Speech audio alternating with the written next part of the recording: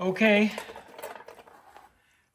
high voltage harness has been replaced with the Bauer.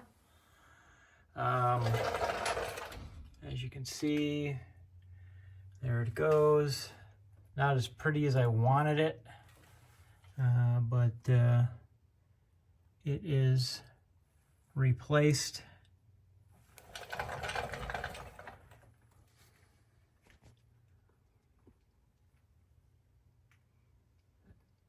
And the problem was there was the old harness, you know, you got 1960s high voltage wire here. There was some leakage and it was bringing down a lot of stuff and showing shorts. So my advice was to just replace the whole darn thing, which I did. A lot of crimping and soldering.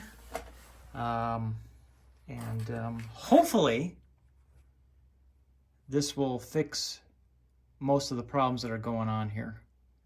So that's the Bauer 707 update.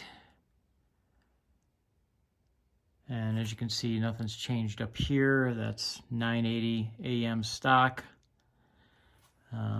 Next test will be, I gotta put that back on there, will be to fire it up again, see what happens. Catch you later.